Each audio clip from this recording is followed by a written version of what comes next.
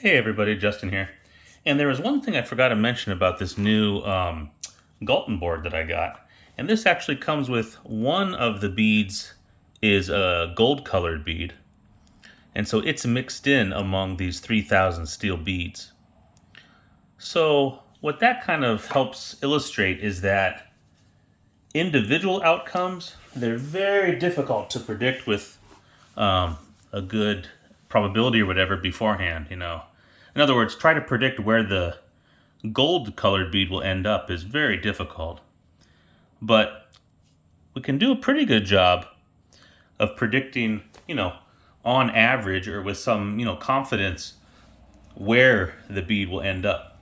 In this range with, 70% probability, 95% probability, and the gold bead will be in that range, approximately with that probability. So statistics is really good for those type of mass events or repeated events, things like that. So I'm going to tip this Galton board over. Let's see if we can I'll try to see if we can zoom in and find the gold bead. And it is very difficult. I've tried before finding it. It is there. Let's see. Now I'll zoom in a bit and see if we can find the gold bead among these steel beads. And again, trying to predict which bin it's in beforehand is very difficult. I mean, difficult with, to get it right. Okay, I see it right there. Right. Let me try to get my finger in there. Of course, I'm zoomed in like crazy. I think you can see it though. If you're looking at the, video right now, if you go from the middle to the left, 1, 2, 3, 4 bars. It's in that column. Okay, let me see if I can zoom in a little better on it. Right there. Whoa. Okay. So again, you're in the middle of this distribution, the center of it. And go to the left 1, 2, 3, 4 bars, and it's there. So again, beforehand, trying to predict that. You can put out any prediction you want, but, that's one where predicting an individual event is very, very difficult.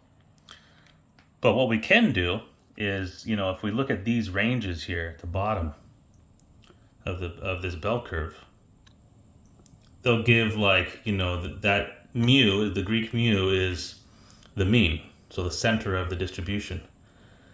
And then you go forward and backward 1 standard deviation, that's the sigma. And so you can kind of see the 34.1% on both sides. That on average, about 68% of the time, a little over 68%, the gold bead will fall in that range. And obviously, as you increase the range, now you're at the blue, the mu plus and minus 2 standard deviations.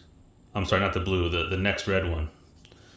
Then you add more chance, of course, of then maybe you're at 95% of the time, the gold bead will be within that range. So we can do a pretty good job on average for large numbers, many repetitions.